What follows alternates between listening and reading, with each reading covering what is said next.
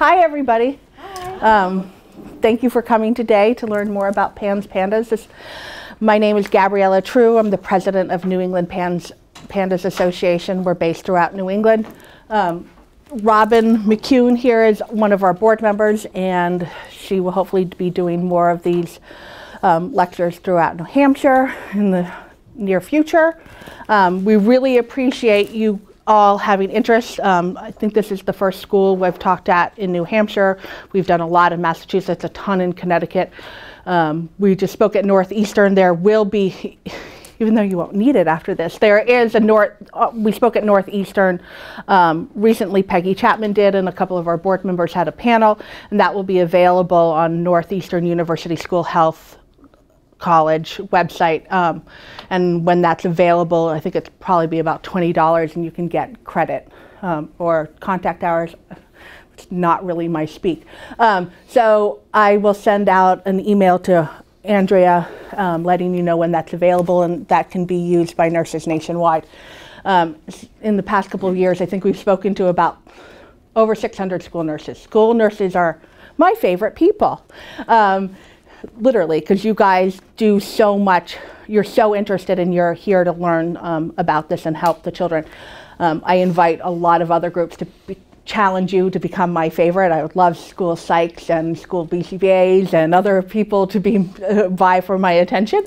But right now, you guys have the top spot. So New England Pandas is really briefly composed of all volunteers. We have school nurse, we have a nurse on our board, we have a couple social workers, speech pathologists, and a few parents.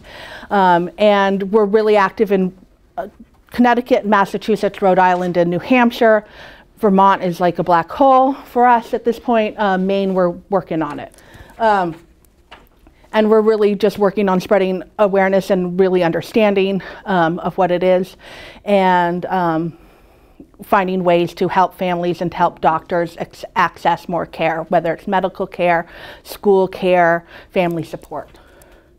So when I do this lecture, I give I give you all this information at once, and then with exactly what it looks like, and then I backtrack and go into more detail. So what is PANS? First of all, what does it stand for? Tongue twisters. PANS, Pediatric Acute Onset Neuropsychiatric Syndrome, and PANDAS, which is a subset of PANS, is Pediatric Autoimmune Neuropsychiatric Disorders Associated with Streptococcal Infection. What does that mean? So PANS is a clinical condition defined by the sudden encephalitic-like onset of obsessive-compulsive symptoms and/or eating restrictions, along with 2 of 7 concurrent cognitive behavioral neurological symptoms. What are those symptoms? So obviously OCD and eating disorder are tops of the diagnostic criteria. They have to have at least one of those. And then at least 2 from these 7 categories. So we have anxiety, separation anxiety, emotional lability or depression, aggression, irritability, rage, behavioral and developmental regression, deterioration of learning abilities, sensory and motor abnormalities, and somatic signs, which is everything from sleep issues to urinary issues. And then so diagnosis of exclusion, which means it can't just be caused by something else. So it can't be one thing and PANS. Because PANS criteria is defined by a lot of different things. There's a lot going on. We've got movement, we've got brain, we've got, everything. You've got urinary issues. We're looking at a lot of different disease models ultimately, and we're looking at ultimately different etiologies. This lecture will focus mostly on the post-infectious and then some of the non-infectious triggers like mold is a very well-known one, but there are others. It can be an endocrine issue. It can be metabolic disorder, but what's been most studied to date is that post-infectious neuroinflammatory trigger. We'll come back to, I had a short video. Maybe he's going to, so I was going to play that before I get too far and deep into the weeds, and your brain is tired.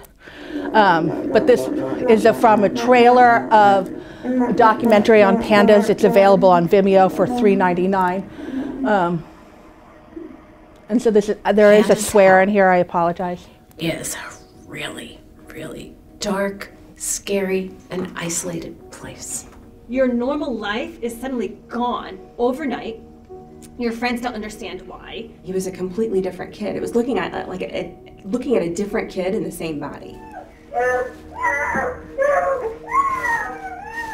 There was no way that they could conceive of the possibility that he was not like that 2 weeks ago. Kids are not supposed to be perfectly healthy one day and then completely tormented and very psychiatrically ill the next. I can't breathe. I can't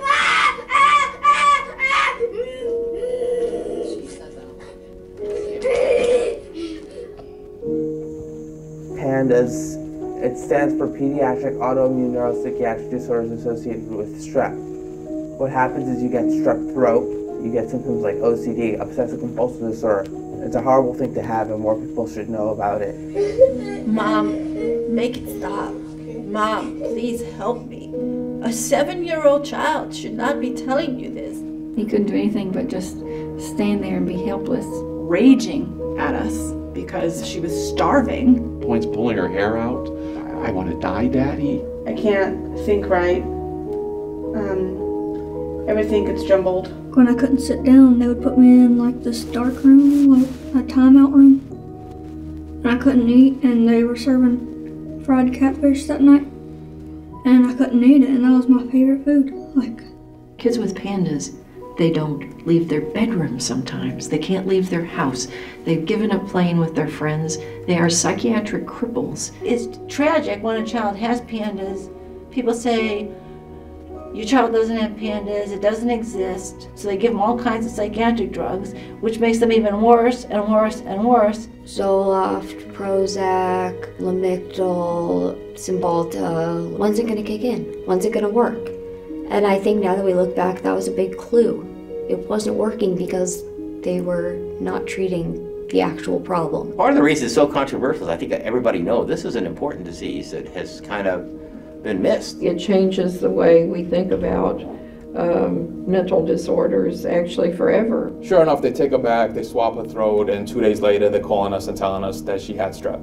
And we were like, that's too much of a coincidence. You have a choice between doing a throat culture and treating it when positive, or consigning a child to an entire lifetime of mental illness. Yes, I think that's irresponsible. Who's here for our kids? We're lacking doctors. Because you're so tired every day to read papers and understand stuff and talk to doctors and say, listen, figure this out. I'm tired of reading it and explain it to you. Just do something for my kid.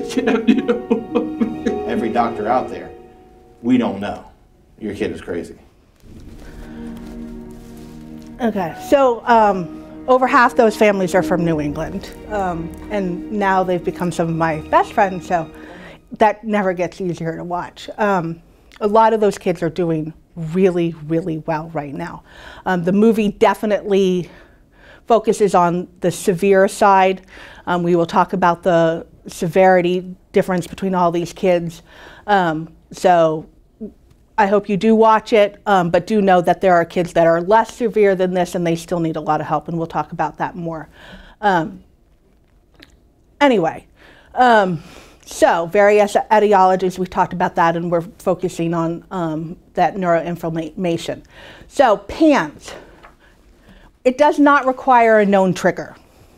Sometimes doctors will say, but look at that clinical diagnosis, look at the history and say, yeah, your kid clearly is having PANS. They're having that acute neuropsychiatric symptom, sudden onset with these symptoms. We're not quite sure what's causing it. We'll run a lot of tests, try to figure it out. And sometimes the group of tests come back and they run some more. But whereas Pandas, which is a subset of PANS, it does require a temporal relationship with strep. Now that's a temporal relationship. That is not Susie gets strep on Saturday and she starts flaring on Monday. It could be 2 months down the line. Their immune systems are really screwed up, and even if that kid has Pandas, we know it's a strep thing, but it's the first time that doctor's seeing that kid. The treatment papers, which we'll talk about more in depth, they do say, just go ahead, because PANS is the umbrella, label them as PANS, start treating them, because Pandas actually, when they wrote what those guidelines are of the diagnostic criteria, they said you had to be in your second flare to start actually diagnose and actually treat. And we don't want to wait to their second flare. We want to do it right away. So all the kids have PANS, whether or not the trigger is known or not. And what it is, it's that typical autoimmune inflammatory friendly fire response. We do know in the case of Pandas, we know what that disease model is. That disease model is one that's been long time studied with molecular mimicry. We see it well established in rheumatic fever and Sydenham chorea, which are both triggered by strep. So, you know, I'm sure most of the people in this audience know how autoimmune works, but since we're taping it, I'll go into a little bit more detail. The strep wants to evade detection for as long as possible. So it puts out these cells, these molecules on its cell wall to look like a part of the person's body. So in the case of rheumatic fever, looks like heart tissue. Sydenham chorea and Pandas to look like basal ganglia tissue. And they try to evade the system, and eventually the body wakes up and goes, oh, yeah, there's something wrong here, and will attack at that point not only the strep, but it attacks, more importantly, that body part. And sometimes that attack, it's very hard to turn off that attack once it gets started, because there's no signals to say, hey, you can stop now. Anyway, so this autoimmune and post-infectious inflammatory reaction results in these acute onset neuropsychiatric symptoms. So that's a really brief of what's happening. Basal ganglia, that is, you know, that's ground zero for what's happening with these kids. Yes, other parts of the brain can be affected, but the main part is really the basal ganglia. And the basal ganglia is, you know, heavily interconnected for the rest of the brain, and behavior disorders are very linked to those basal ganglia. You see activation in the basal ganglia with Tourette's, OCD, Sydenham's chorea. So, and what basal ganglia is responsible for a lot of the dopamine, what's happening with dopamine and the neurotransmitter. And in our kids with PANS, there's one test that can test these dopamine levels, and dopamine 1 and 2 are highly elevated in regular numbers. And as you can see, these are what dopamine is affecting. And these are all parts of what's happening in PANS. So we have cognition, appetite, motor control, reward, working memory, which I put in twice because my working memory isn't so great, attention and processing speed, punishment, and sleep. So these are, you know, it affects our children greatly, and when the dopamine levels are all screwed up, the basal ganglia is all inflamed, we get these symptoms. So what are we looking at? We're looking at about 1 in 200 in children have Pandas. How did we get to the number? We've gotten there now 2 ways. The first way was a lot of math, looking at rates of OCD, neuropsych conditions in children, Tourette's in children, and a couple other things, and coming up with this basic idea, a good guess, educated guess of 1 in 200. Recently, a study came out of Denmark. I have a link to it in the back. Denmark has institutional state medicine, and they track everything. It's a really big brother medical system, but they're used a lot in these retrospective studies because they have so much information. And that study showed that relationship between strep and other infections and sudden onset OCD was definitely happening, and that was happening in 1 to 200, 225% of their population. So that number was reconfirmed through that way. And I like to repeat, it's a clinical diagnosis. There's not one test. Symptoms are relapsing and remitting. I'll go over what that looks like. Average age of diagnosis is 4 to 13 years old. Yes, it can happen before. Yes, it can happen later, but this is the average age. Pandas had to be pre-pubertal onset. PANS has expanded that, so it can be post-puberty, and then essentially a spectrum disorder, and I have a couple slides detailing that more, but really it's a symptom mix, and the severity varies from child to child. Not only can it vary from child to child, it can vary within one child from flare to flare. And then also the triggers can vary. So one time the initial one might be strep, the second time might be strep, the third time might be mold from the Christmas tree, or they have a loose tooth, and all that bacteria that gets released there can be a trigger. So it can vary. So we'll talk more about that. And really, it should be a treatable autoimmune issue. Recovery can be possible. Sometimes it's more of a managed recovery from some children, but we have statistically better outcomes if treated very early, especially when it starts early at like 3, 4, we catch it, do some aggressive treatments, and they have a pretty good immune system. They do pretty well. And hopefully we won't see a flare again. A lot of kids, if it's really only strep, there's the tincture of time, according to some people, where adults aren't getting a lot of strep. So as long as that kid's able to just be affected by strep, there's a pretty good hope for that category, and especially. So can adults have PANS? It hasn't been studied. There's no study on adults and PANS, but we do know that there are currently adults out there that have PANS because it's a fairly newly identified disorder, and so they just weren't identified correctly. And there are cases, some of our Pandas specialists across the country have worked with sudden onset adults. They're still called PANS, but it's, and I actually want to go back to the 1 in 200. I apologize. I got distracted by the phone call.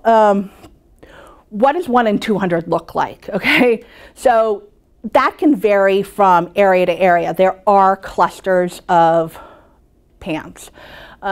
Especially we know that there's clusters of Pandas. Some of these strep strains are particularly dreadful for these children. They're particularly virulent. I know Columbia University is starting to test those and working with some doctors when they notice a cluster to be able to send some of that strep swab into Columbia to try to get a more pinpointed look of that. So there'll be heavy areas and then some areas where there's like very few kids. And then right now as it stands, this is the hard part to swallow, is that a lot of those kids have been misdiagnosed. So they're diagnosed with OCD, they're diagnosed with Tourette's, they're diagnosed with general anxiety disorder, they've been sick a long time, their brain got inflamed really badly and never got tamped down, and they're considered psychotic and they're in a psych ward. But then there's the other part of that 1 in 200, and those are the kids that get identified, treated, or maybe barely identified because you haven't established that relationship. That parent thinks, oh my God, this is a terrible flare, I don't know what's happened to my kid, but it's been 2 months after that strep infection or that mycoplasma has occurred, and they don't even really know what PANS is. Or we get the parent who knows exactly what it is because their neighbor's kid has it, and they get them treated and fixed right away, and they don't have a huge autoimmune history. And they count as that 1 in 200 kid, but we get to exit them out of the program and the club really quickly. That's the number we don't mind so much. I mean, yeah, we don't want to have them to have it at all, but if we can get them healed and fixed really quickly and sort of off the shelf, that's a better goal, which is one of the reasons we do all this. Okay. All right, so just briefly on, I don't want to spend a lot of time on history, but you know, usually when you go in to see your psychiatrist, they are not immediately going, oh, this could be an infection. Sure, it's not on the tip of every psychiatrist's tongue or your pediatrician's, but there is a history of infection and psychiatric symptoms. We saw it in syphilis, pre-antibiotics, Spanish influenza, Bartonella, which I'm sure you're all familiar in country, is a tick-borne illness, and it can cause a lot of rage and aggression. A lot of our kids have PANS, they have Bartonella, they have Lyme. Either the Lyme's triggered it or the Lyme's made their immune system so compromised that they're not able to really fight off all these other pathogens as well, so it can either be a trigger or interrelated, but we got a lot of rage kids. We tend to suggest that they talk to their doctor about getting Bartonella testing. And then, you know, neuroimmunology and this psychiatric infection correlation is really on the cutting edge of science. Down at the NIMH, they're like, well, we've done nothing to move that suicide rate at all in all the years, and the thing that's the most interesting and the most cutting edge at this point is that PANS model of that psychiatric-induced illness, infection-induced illness. So back in the 80s, the NIMH was looking at brain scans of OCD patients, and that's when they really honed in that the basal ganglia was that hotbed of activity for these OCD kids. And then from there, they wanted to continue looking at what was happening in the brain. You know, we've had the year of the brain, you know, the decade of the brain.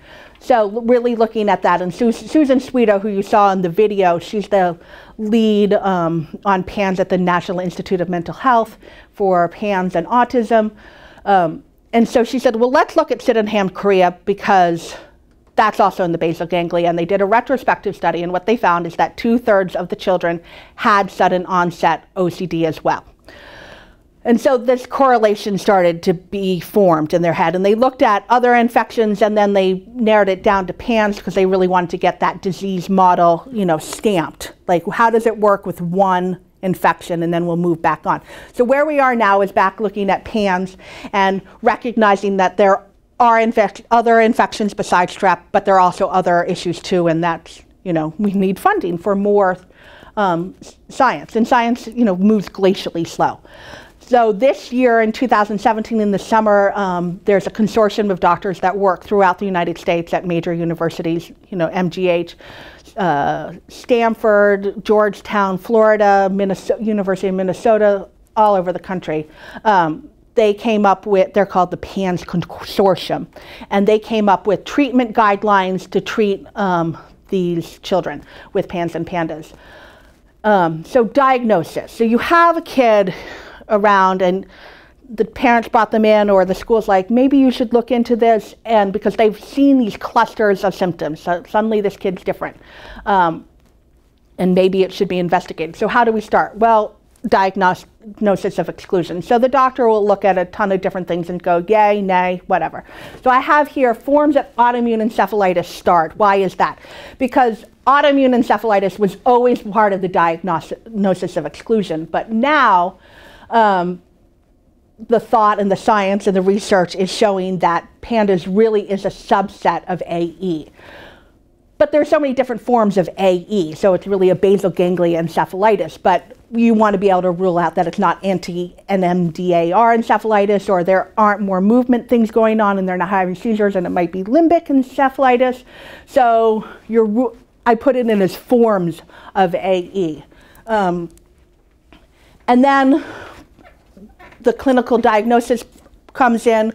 They look at current and past symptoms, a lot of family history. There's a huge amount of autoimmune history with these families and grandparents, just massive amounts. And a lot of the parents won't have rheumatic fever because they all grew up with a lot of antibiotics, way more than our kids do, but grandparents might have had rheumatic fever.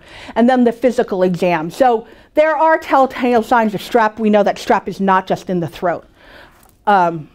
Unfortunately, a lot of doctors forget that, and they do a rapid swab and they don't even make the child gag, and it's not done particularly well, but there are other signs. We've got that strawberry tongue. Post-infectious strep, we see a lot of the peeling wet hand rash. And then there's other signs of infections. And then one of the things that's pretty interesting is because there's such a tight relationship between Sydenham chorea and PANS, because we now know that there's a lot of OCD with these Sydenham patients, is the difference in their movement. So Sydenham chorea, we think of the big adventitious movements, right? But what happens in PANS is we can have tics, but we can also have these small chorea form with an I, not chorea form movements. And one of the easiest ways to look at it is you take that kid and you have them stand up in front, and you put their feet so they're solidly standing, and they, with their eyes open, they put their hands out in front. And they do that for a moment, and then you tell them to close their eyes. And kids, not every kid, so if the kid doesn't do this with PANDAS, of course, it's doesn't mean that they don't have it. But during a flare, a lot of these kids who close their eyes in a moment or so, their fingers look like they're playing the piano. And they can't, and the kid doesn't even know, thinks they're completely still, but they're just moving them. But as you're watching it, sometimes you'll see a kid sort of move the leg, move the arm, and if they start moving other body parts either drastically or even a little, they should be referred to a neurologist to start discussing whether or not it's chorea. One of the advantages of it being chorea is that that has an ICD-10 code, and it's more coverable, and insurances cover it, so it's not always such a bad exchange. I mean, it's tough, but it does have its pros. And then labs. I'm going to say it 100 times. There is not one lab test. I cannot count how many emails we get a week that say, my doctor gave me the test. The test. And I have to write back, pray tell, what is that test? And usually it's a rapid.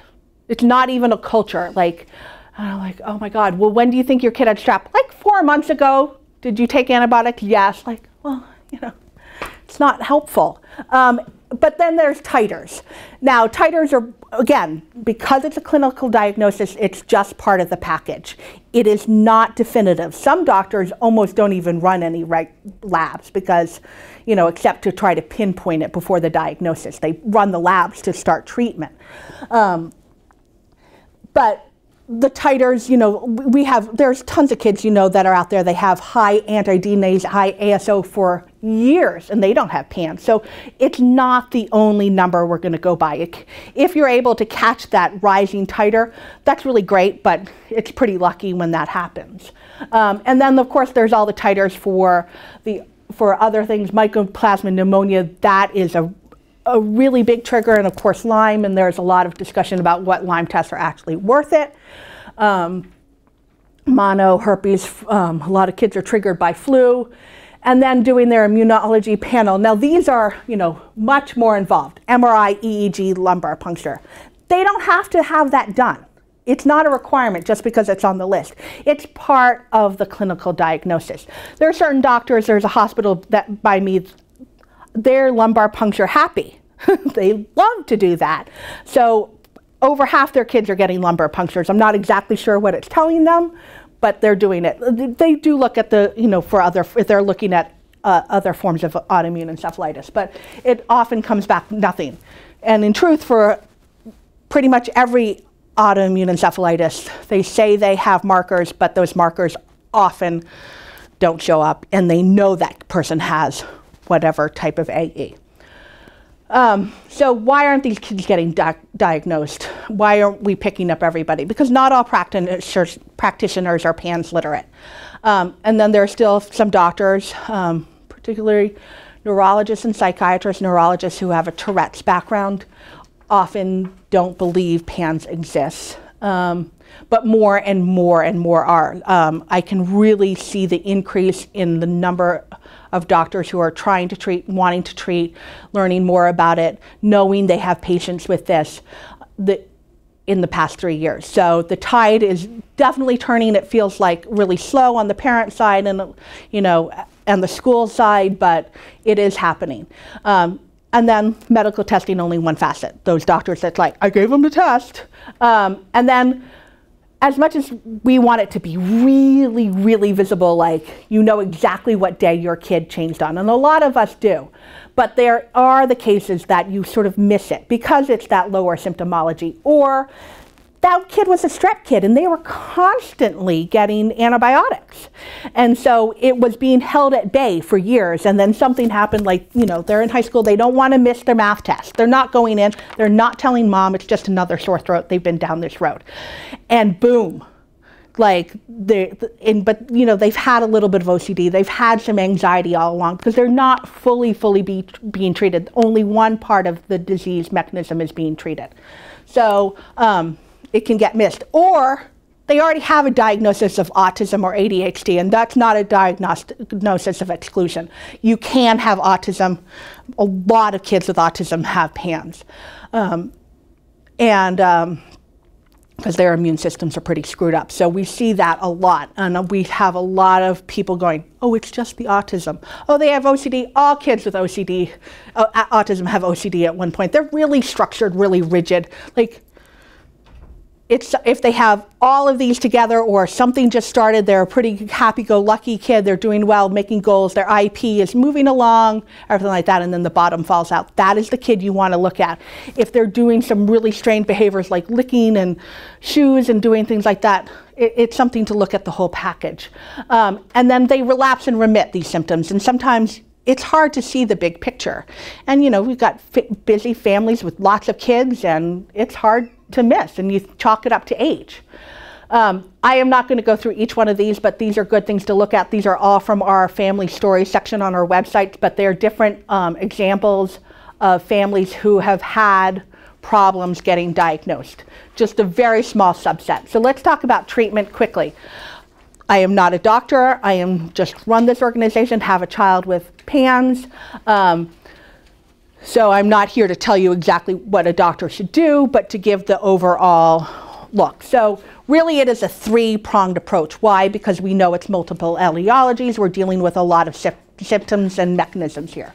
So this is not start one and see what happens. Move on to the next modality, wait, see what happens. Okay, well, they're not getting better, we move on to third. It's really one, and one. We're doing everything simultaneously to varying different degrees. So there's the psychotherapeutic branch, antimicrobial, and then the immunomodulatory, which also deals with the inflammatory issues that these children are having. So they're all at once. It really is. The treatment papers start off as 1, 2, 3. They are not to be read as 1, 2, 3. 1, and 1.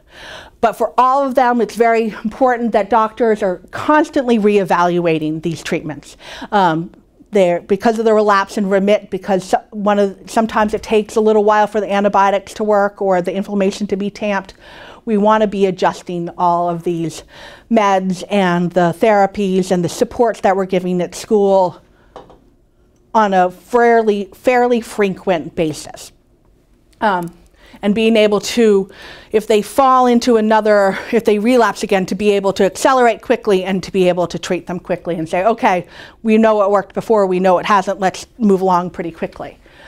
So, treatment of infections, well, that's going to be your basic antibiotic. But what does that look like? For a lot of these kids that have had strep so many times, amoxicillin isn't cutting it. So the doctor's like, that's the other problem. We have a lot of doctors doing amoxicillin. The treatment papers say that really might, obviously it's very easy to give. It's in the liquid. They can flavor it anything. That's generally what we use for strep in these kids, but in kids with just regular strep. But these pandas with these recalcitrant strep, recalcitrant sinus infections, they need a little something harder. And then for how long? You know, augment in 6-10 days, but a lot of these kids are going to be on an antibiotic for way longer. Maybe it's several courses. Of course, it depends on what that pathogen is. Some kids need prophylactic dose. They're on the azithromycin a couple days a week.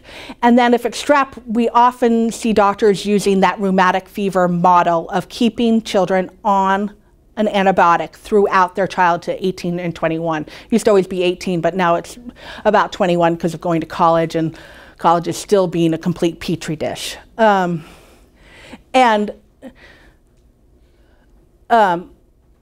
for some kids, they just need a short dose. So then there's the immunomodulatory model. So remember that a lot of these antibiotics do more than just treat the infection. Some of them are reducing glutamate, and then some of them are really good anti-inflammatories. So they try to take the kids off, and the kid starts flaring again. And you know, is that the infection still there and working on that immune system? How much is it the inflammatory response? And so doctors sometimes have to tweak that a little bit. So the way that the treatment papers work for the immunomodulatory therapy is they break it out into severity. So they give a basic guideline of how to handle it with the less severe, and how to handle it with the most severe, and how to handle it with those chronic cases where it's truly an autoimmune condition at this point. So For the mild cases, sometimes that anti-inflammatory is an extended course of Advil, watching their, with all this Advil and all these antibiotics, watching their gut, making sure things are staying healthy in that department is very important. But sometimes it's Advil, sometimes it's, and then, as that inflammation goes up, they tend to use a lot of steroids. Of course, steroids can cause behavior problems, but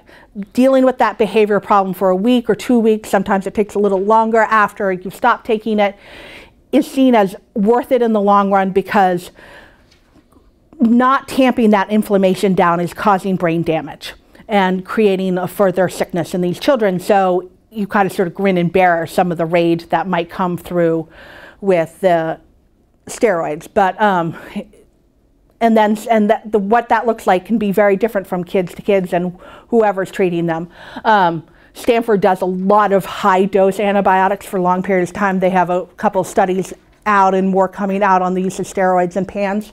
So of course that just varies. And then there's the whole immune side, which the biggest tool in everybody's arsenal is IVIG. And that's really it's considered disease modifying. So the thought in the beginning when they first started doing the research was that one and done. But they have now come to find that's really not enough. Maybe it's not every month, it depends on the schedule, it depends on the severity, depends on what you can get covered by insurance. But these kids are, and even some of the less severe kids that you would immediately think, oh yeah, they need IVIG, a lot of their labs are coming back showing that they do and it can be helpful. So then there's the life-threatening, very severe cases where, or their immune panels and different panels show that they really would benefit from plasmapheresis. Plasmapheresis is considered a first-line treatment by the Apheresis Society of America for PANS. Of course, it's much more invasive. It includes a hospital stay. It's tens of thousands of dollars for insurance companies. And doing it for, they're in there for a while sometimes and doing multiple rounds and then sometimes back to back with IVIG. And then a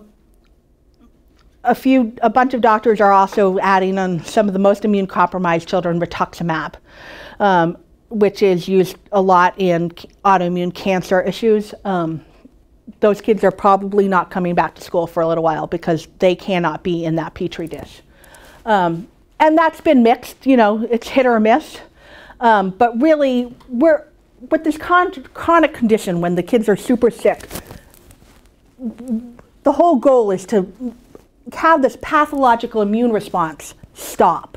But what happens with the chronic kids, it hasn't stopped, and it's become a full autoimmune issue that isn't cleared up by a couple of rounds of antibiotics and a couple of rounds of steroids. They're in a chronic autoimmune state. And then the psychotherapeutic. That causes the most consternation for a lot of doctors and a lot of families. Why is that? Because these children technically aren't having serotonin uptake issues. SSRIs are not really the thing. Benzos aren't helping them. They make them so much worse. But if a kid is suicidal, jumping out of a car on the way to get them to the doctor, well, you have to keep them alive to treat them. And so what are you going to do? And then some kids are able to take a very low dose. The thought is, and the treatment guidelines talk about this in depth, is that you're starting with subclinical doses. So say it's 5 milligrams, I don't know anything about the milligrams are, of X medicine. These kids are starting off with like 1 milligram. And then trying that for a month, and in the meantime, doing the antibiotics, doing some steroids, seeing what's going on before slowly titrating up, if at all. And again, this is really where that reassessing comes into serious play, because we want to be able to move that down or get them off and not keep bumping everything up. 14 out of 38 patients have experienced, it's a big number. and parents don't want to do it. And a lot of the really great PANS doctors don't want to do it either if they don't have to. And then the therapeutic part is generally, I mean, obviously if there's depression, there's going to be talk therapy and everything like that. But for the OCD, there's a lot of talk about CBT and ERP. Very important to note that in mid-flare, CBT for the child is counterindicated. The brain is too on fire, they can't handle it, and it can actually cause more damage in the long run, and it's better to wait. Now the parents, usually one mom is home with the kid, but dad, or if they can fit it in somehow during the day and switch off, the parents often do really well if they do work with the CBT therapist themselves and gain some tools, because this goes against nature, okay? It is, you first face that when you're, whether or not you've got a little baby and you're trying to figure out whether or not to cry it out, So we're trying to reduce bedtime rituals from 3 hours to 1. And really empowering those families to be able to do it. So then what happens with CBT when they're out of that flare? Some kids have no OCD whatsoever. They get completely back to baseline, depending on the therapist. Some therapists can work with that kid and try to prime them with tools for the next flare. It sometimes works, it sometimes doesn't. Sometimes the kid's like, huh? What are you talking about? Like, this isn't an issue. Like, they're 7 years old or 13 years old. They don't want to deal with it because they're like, I don't have this problem. I don't have this problem. Leave me alone. But it can be really helpful, but it's hard to find a good one, and it's hard to get some parents to actually try it. And I put in hospitalization. Hospitalization is a big problem. Why? Because that's how the medical system is set up.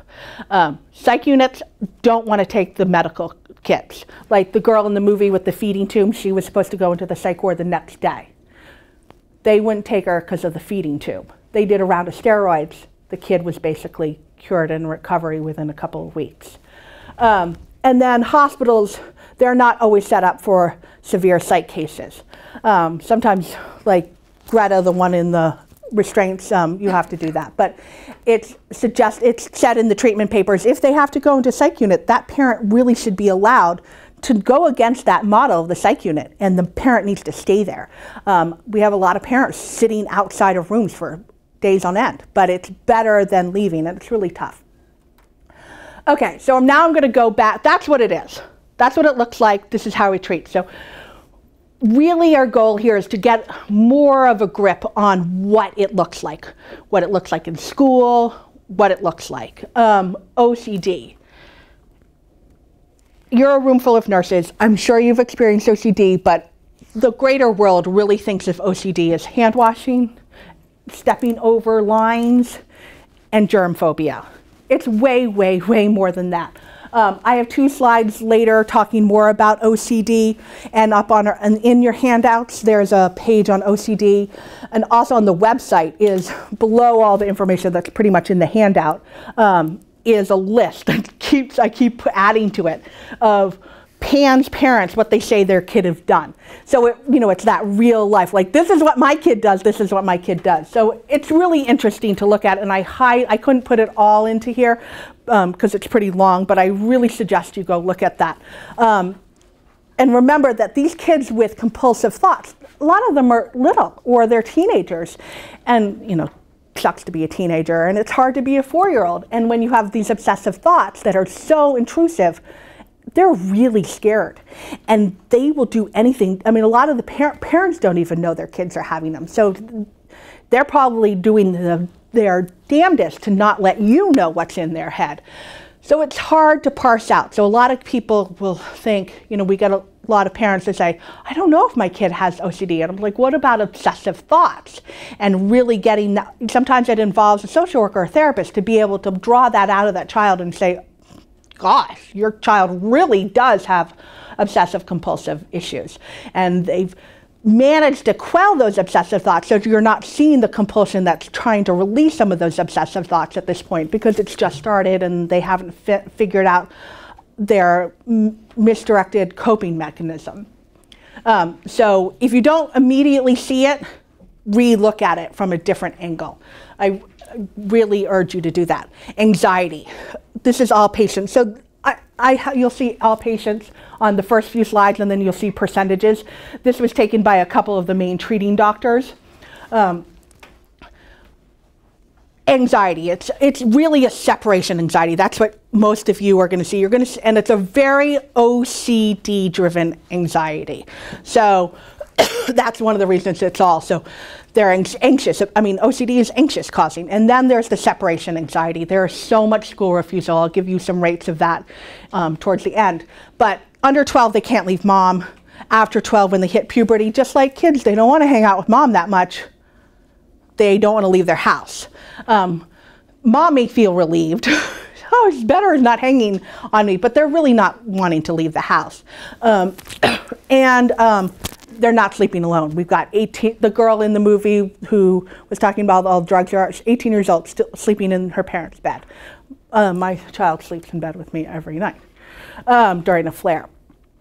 A lot of behavior aggressions. 13-year-old kid watching Dora again.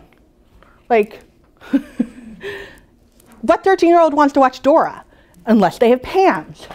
Sucking thumb, I have a couple kids there wearing their diapers. They're not even having urinary frequency, but they're wearing them on the outside of their underwear. Sleeping problems. These kids I'm surprised it's 84%, frankly. They are coming to school tired. They're coming to school exhausted. Their parents are exhausted also. So either it's a long bedtime ritual, or they're waking up with fears and anxiety or hallucinations, and they don't want to sleep alone. Hyperactivity and inattentiveness, you'd be like, oh my God, that kid is totally ADHD out of nowhere, or did mom take that kid off their ADHD meds or something? What's going on?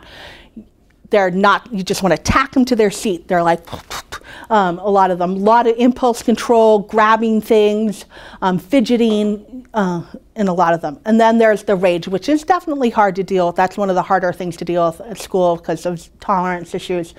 Some of the big rages that these kids that have at home, where they're knocking down bookshelves, punching holes in walls, they come out of it and they don't remember. They're like dazed and confused after.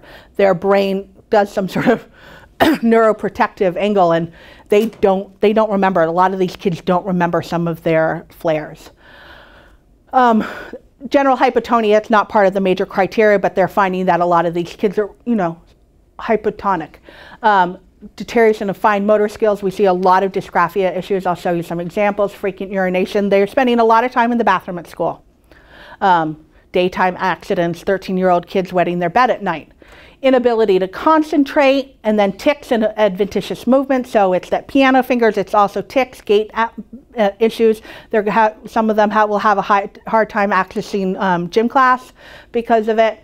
And then persistent nonspecific abdominal complaints. Now, strep in little kids, they often complain about pains, but these are older kids, some of them, and they did scopes on 120 of them and they found nothing in any of them. Short-term memory impairment, deterioration in learning abilities, especially math and computation and visual spatial skills.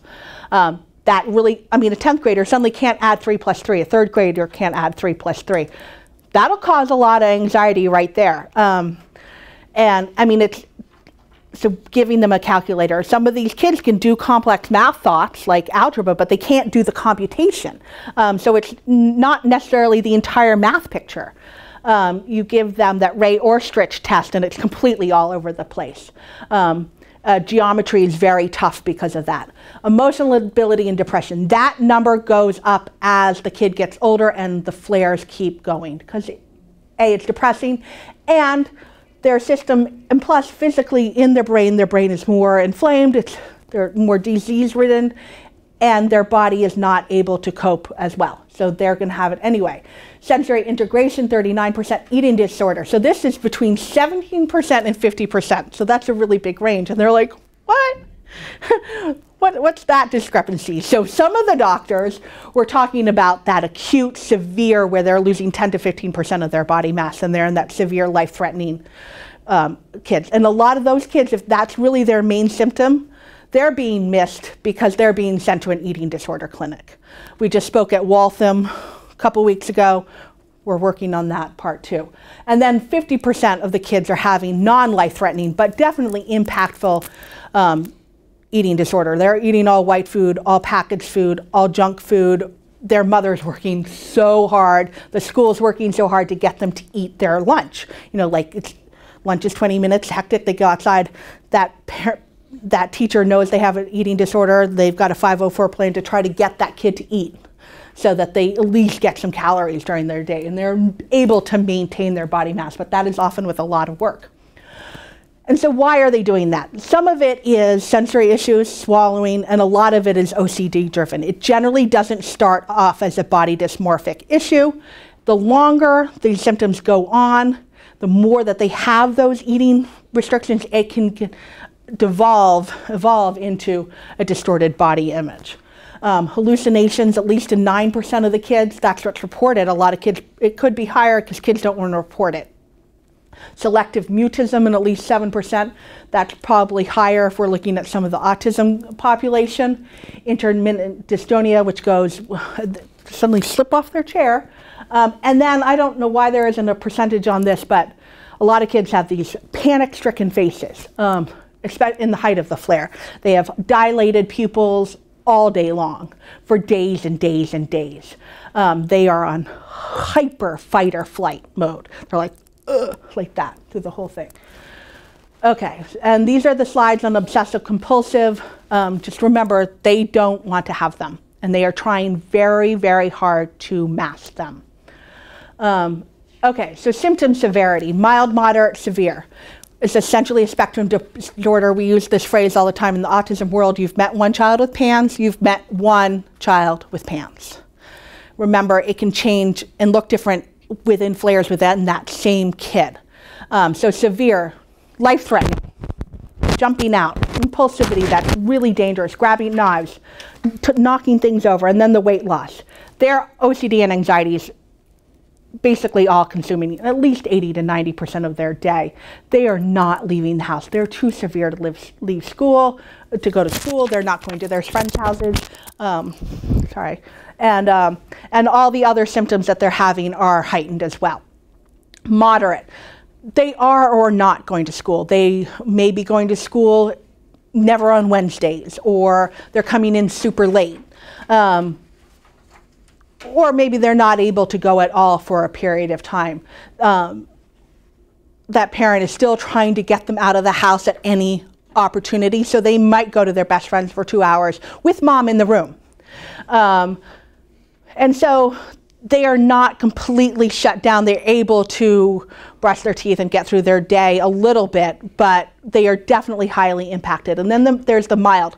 Now, mild still needs accommodations. They still need treatment. They often, some of them get swept on the rug. Oh, it's not a big deal. Like, they should just suck it up.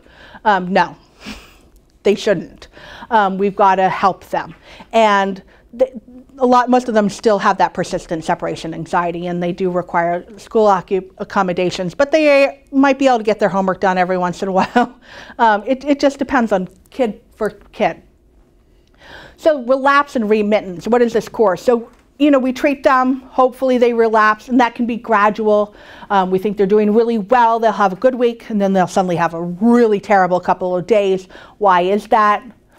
Maybe it's how that medicine is being absorbed, or it's a reaction to the medicine, or Granny came over and she just really wanted to come over and see the grandkids, but didn't really want to talk about the fact that she's been coughing for a week and it actually is mycoplasma pneumonia and they have walking pneumonia. Or they go over to their aunt's house, or they go into this one school built auditorium and it's filled with mold. They've had a vaccine. It talks about knowing that there's going to be a vaccine reaction after the flu shot in many of these shots in the treatment papers. And so that can affect their recovery rates.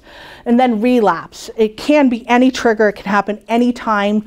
It can be if they have a lot of kids have primary immune deficiency problems, so they're catching everything. And they are flaring from everything. Some kids, it's only one thing that triggers them. And so the severity with those flares can vary too. And then talking about where they get, what does remittance really look like? Some symptoms go all away, but some of them, they're not getting back to baseline. And baseline is actually worse and worse each time. And this will happen definitely to kids who are not being treated aggressively enough,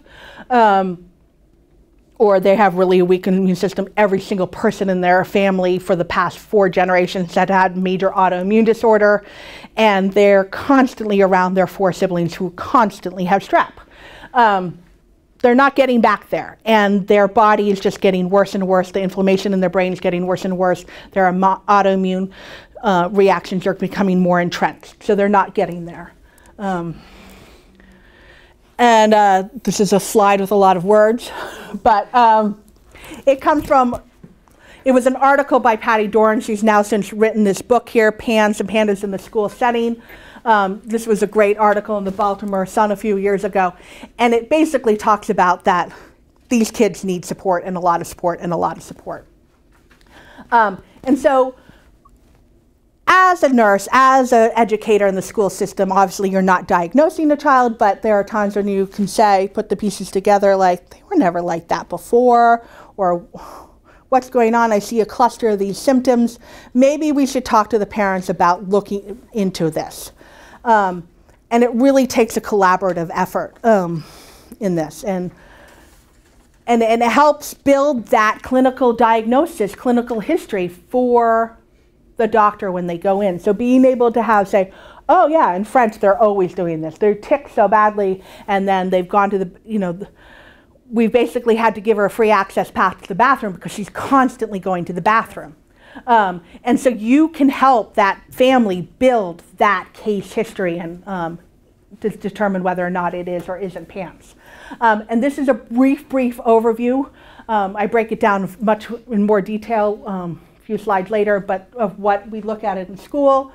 And I'm going to give some examples of school, of what these kids look like, because now you've gotten a list of symptoms, but these are actual kids. Okay, 10th grader, great student, easygoing, great at math. Followed the flu, OCD, couldn't do math, became suicidal, had to be hospitalized, erratic behavior, eye tics, everything had to be just right, everything was on multiples of 5. So a lot of the symptoms. This 4-year-old, so young, not necessarily in the school system. They had occupational therapy privately, a few behavioral difficulties, but no sensory problems. They doing some motor planning with the OT. After strep, a lot of sensory issues and regression with handwriting and no longer able to write the letters and drawing.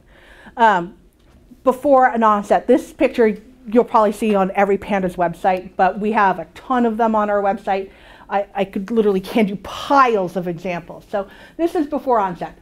I would love to have handwriting that neat. My handwriting is terrible. This is the same child mid-flare. Wow. And they can't even push down. So this isn't a bad multiple Xerox. This is the kid not even being able to push down. And you also see a lot of margin drift. You see that a lot of in autoimmune encephalitis, where they draw the picture of the clock and they tell them to put the numbers around the clock and all the numbers appear up here. So we see that a lot. And then 2nd grader, studious, great worker. You're like, oh, I love the 2nd grader. There's nothing to even talk about at a back to school night. After strep, hyperactivity, disorganized. Tape that kid to the chair, please. Constantly calling out and totally unable to complete anything on its own. I mean, the kid needed an aid at that point. Completely different child. This 3rd grade girl, she loved school. She was like, I love school, hated school vacation because then she wasn't at school. She wasn't with her friends. What would be the point of vacation? I have to sit with my mom all day long. After strep, not able to get out of the car, prying the child out of the back seat, like literally like in that well, going, ah! Overwhelmed with schoolwork because of mostly OCD symptoms.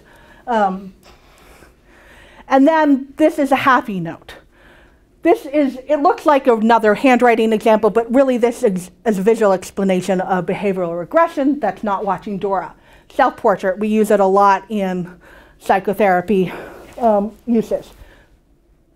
I mean, looks like you did it with your left hand and your cat was crawling your eyes out.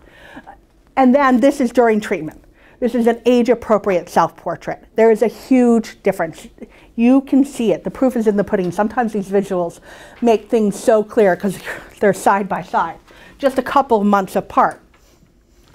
And so why isn't it being identified in school? Some of the same reasons it's not being identified by doctors, but not all symptoms are going to manifest. They already have autism. They've already been identified. No one's looking for more problems. I mean, you know, those IEP meetings are not fun, and trying to get more goals and more 504 accommodations, like nobody wants that. But when they're needed, they're needed.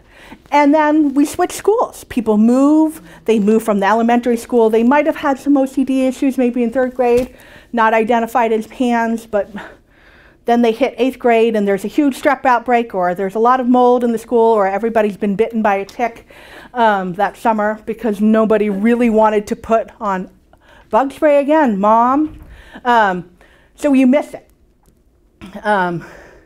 And like, this slide is addressing therapy, and that happens a lot with the CBT when we talk, but it's really about making adaptations, compensating, and driving that home. There's an article, this has come from an article about mostly occupational therapy, but it's one of the best articles out there on doing some accommodations for these children. This is chunking out all of the symptoms in these categories of social, behavioral, cognitive, and academic, and sensory and motor. Because I know a lot of times when we're doing IEP planning and 504 planning, we're looking at how are we going to support the social behaviors and what are those symptoms? How are we going to do the academic? What do we need to support sensory motor? So it's good to have a resource like this that chunks all of them together. So they're like, all right, well, they've got this, this, this, and this, and they're all part of PANS. And we're going to do this, this, and this. And some IEPs are written like that. But really, the biggest thing is to be flexible in schools. A lot of these, you know, everybody might know how to accommodate a kid with OCD. They have basic accommodations for anxiety. They have basic accommodations for dysgraphia. But maybe they haven't seen all of those accommodations in one single child. So I like to tell the schools that they should have this in the bag. Like, it's just a lot more work in this kid because we're dealing with a lot of symptoms and a lot of different modalities. So one of the main things is flexibility. Functioning may change rapidly. We talked about that with the relapse and MINT. And so therefore the appropriate placement and the setting may need to change even. And then, you know, you have to remember that each flare is going to be different. So school refusal, very common. 50% of children with PANS spend time at home. That's extended periods generally, more than how many days do you have here that you can miss without a doctor's note. In Connecticut, it's 9. These kids are way beyond missing 9 days of school. So school nurses, a lot of parents don't know that. Their kid's barely sick. They don't know how many days they actually got, you know. So making sure that 504 is on there with the letter, so they're not being called in as truants. They're not truants. Their parent really wants them to go to school because they're about to lose their job. So a lot of the absences, they can be some of these extended medical treatments. If you know that there's a strep outbreak or there's something going on, it is much better for that child to be at home for 3 or 4 days while those antibiotics and the kids that are taking it, and then, you know, the kids who don't really, they have it, but they're not really getting it treated, because we know those exist, or they're coming back and they really just did puke the night before. But mom's sending them to school anyway with that 100, you know, it's just over 100, so they're fine, they can go to school. You're school nurses, you all know this. So if you know that there's a lot of sickness, communicating that with the parent so that that parent and that doctor can say, yeah, Susie needs to stay home, because staying home for 4 days during this might be 4 days out of the school year, but if it prevents them from getting another flare and being out for a month and a half, which one are you going to choose? The 4 days. So, and then some of them we know that their OCD is too strong, their anxiety is too strong, they cannot leave the building, or they're coming in late because they can't get out the door, or they actually didn't fall asleep till 5 a.m. So there's a lot of attendance issues. That's one of the biggest issues, because when you're not there, you've got to deal with how to get those academics in. So district strategies, school teams really need to be empowered to be able to move placement, make some changes, facilitate access to tutoring, and then weaving together supports for partial days. There are some districts that are excellent at this, and some of them fall tragically short. Some of the best districts in the county are down south, where they allow their kids to Skype certain classes. So they are not actually missing anything, but they are home. And, not every school is able to do that, but when it can, it's amazing. And then if they've been out for a while, they cannot be expected to just, boom, we're back, all good. They need a gradual reentry of some kind, a lot of them, and that varies from child to child. So maybe they're so fatigued that just to start, so they're not completely wiped out, maybe they're coming in on odd and even days. What I noticed you had that odd sign. Or not, in my school district, not coming in on Wednesdays because that's early out day. And then building in those breaks during the day so that once they're here, they're not completely overwhelmed. And then staff education, which you are all doing, thank you. And I know the district is doing another one with Robin sometime soon, so that's fantastic. So you're already there. And then the notice of strep in schools and other infections. So that's telling the parents that there's these infections, and then reminding, the parents, like, please don't send your kid to school if they're raging with all this stuff. We've got a kid with some immune issues.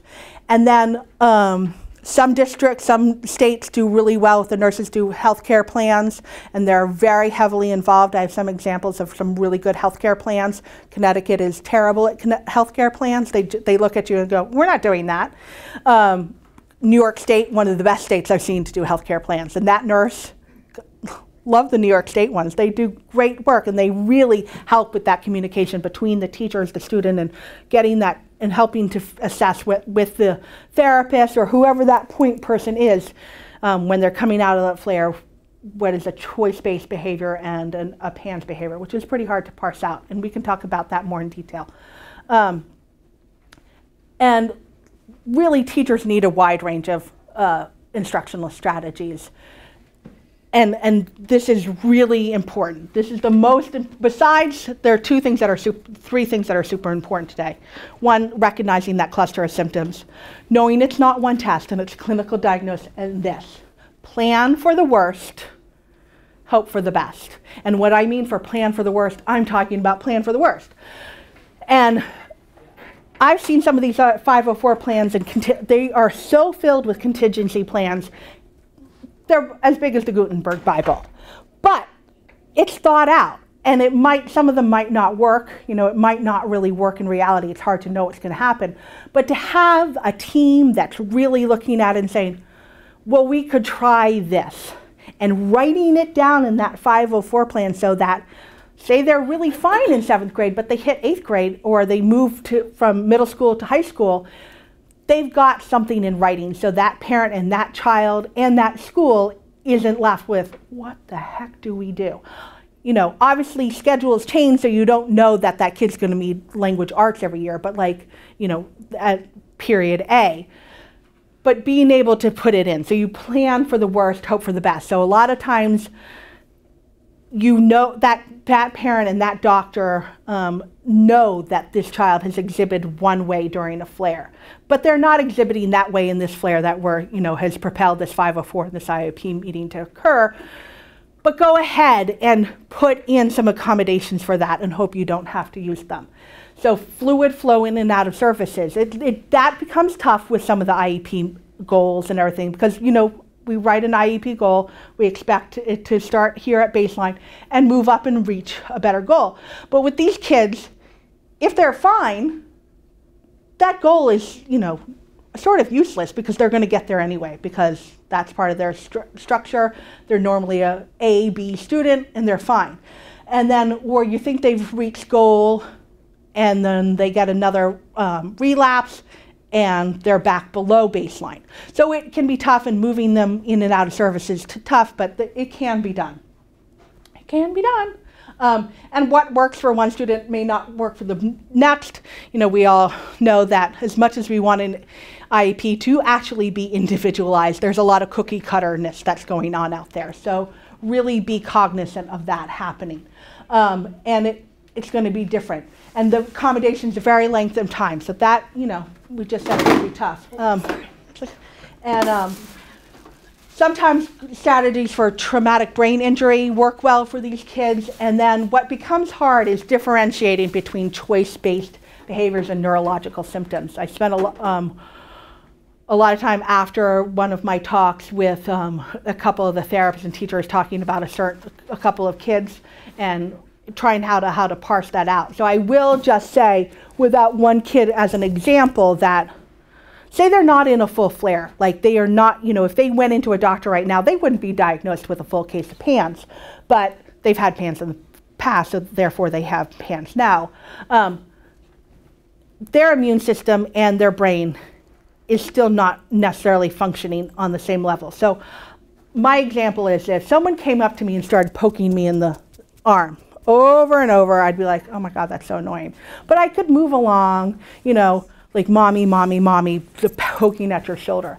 And then somebody else comes along and starts hitting you at a different frequency on the other shoulder. You're like, oh, yeah, no, now I can't necessarily concentrate really well when I'm doing my desk work or my school work or whatever. And then another insult, another pathogen, whatever it is, or more stress. Stress can cause a lot of exacerbations of symptoms. They start pamming in the head. Well, then you are not concentrating.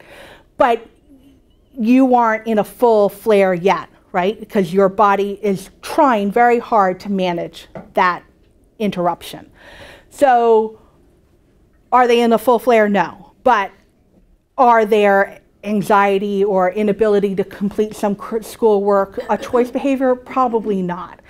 And that's when you really hope that they're working with a good therapist, when you have great communication between mom and dad and the school. It becomes really important during those times and say, hey, this is what we're seeing. What are you seeing at home? What do you think? Is there something you want to tell me? It's really, really crucial. And sometimes it's, all right, well, let's just say they can't call mom when they're like that. You know, we had a little 4-year-old, one of the cases in Connecticut, and one day he said, well, he admitted, I didn't get my homework because I really just wanted to play in the rain. So he admitted that that was a choice-based behavior. But as the week went along, he also still wasn't getting his homework done, and he was wanting to have lunch with the homeroom teacher. He was wanting to call mom pretty much every day at like 1 o'clock, like he had had enough. And you know, how much do you go, all right, we'll call mom, but if we call mom, we know that means it's an automatic pickup because he gets her on the phone and mom's getting him. So what do we do? So maybe we try to say, all right, I will call mom, you're not in the room. Okay, you're not in charge, you're not OCDing how this conversation with your mother is going, and we will make a determination and see how that goes. So, you know, that kid, but then they come back the next week and the nurse calls me and they're like, oh, well, found out that 4 kids in the class, they were all puking by Sunday night. And none of them came in Monday. So there was a germ thing going around the class. And the kid never had it, but he was having the autoimmune reaction to what those germs are. And sometimes those germs hit your body and it takes a couple days for you to actually start throwing up or having the fever. And that little body with that little autoimmune condition can sense what's going on. So don't just always jump to assume it's one way or the other and try to work. And then, of course, prepare for absences and late arrival. Where are we? I think we're done. But so. Excuse me, we have about maybe 5 minutes. We have our next speaker. Right. Here, Okay. So along here, and they'll be in there, and it's in 2 forms. It's at the end of your handouts, and then it's the sheets. We go through what are some of the basic accommodations for Pandas are. And like I said, they're often the same things we use for all executive functioning for sensory, but trying to figure out what's going to work best for that child. And then I have, in very small print, sample healthcare plans, and I can get you a larger one that's actually on the website. And then some information about how it affects the whole family. Remember, these families are traumatized. Most of them had perfectly normal kids. Perfectly, and you know, they're overbooked kids like all of our kids, and suddenly they can't do anything. These parents haven't been working on IEPs when the kid turn 3. They have no idea what the I, the E, or the P is. They don't know what FAPE is. They don't know anything, and they think their kid is never going to get better. They're barely able to afford health care. There's a lot of divorce, a lot of marital stress, a lot of financial support, loss. We have a lot of families going bankrupt. So please be compassionate. Please, please, please, please, please. Obviously, you can't fix their problems, but sometimes that school nurse is, I go in and I've bawled to my school nurse before. I'll just admit it. And helping them come up with a plan. And then I highlight some studies. Our website has a ton of studies all listed by year, and Pandas Physician Network has all the same studies chunked into categories. So there's a lot out there. I could get really nerdy and geeky and talk about all of them all day long, and olfactory bulb nerves and strep crossing the blood-brain barrier. But closing thoughts. Kids can get better. You know, like I said, please consider PANS if you see this cluster of symptoms. Kids can get better. Early diagnosis, early treatment, early accommodations, they all matter. It's essentially a spectrum disorder. Not kids are going to have all the symptoms.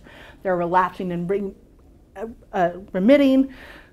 Treatment and accommodations need to be individualized, fluid access, be a partner with the family. It takes the whole team. Don't blame the kid for this illness. The kid is not a bad kid when they throw a chair across the room. Do we want them to do that? No. But they are not coming from a place of ill intent.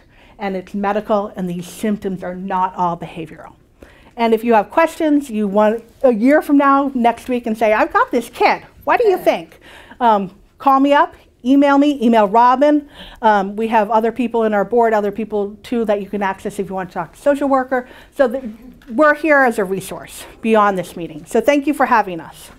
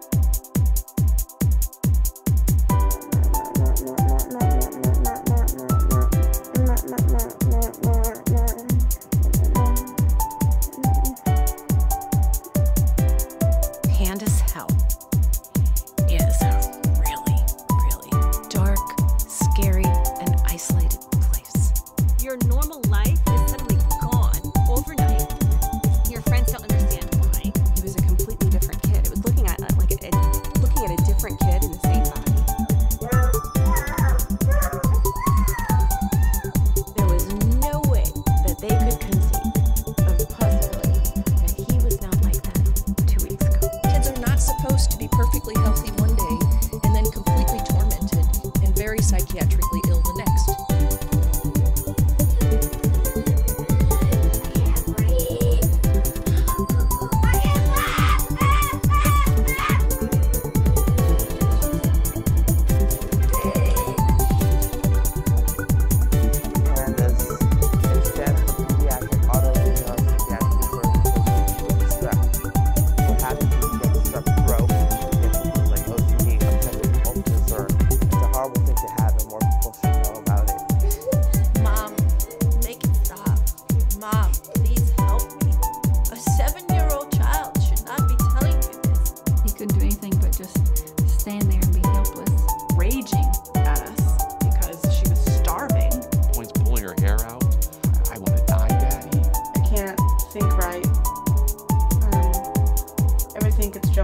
When I couldn't sit down, they would put me in like this dark room, like a timeout room.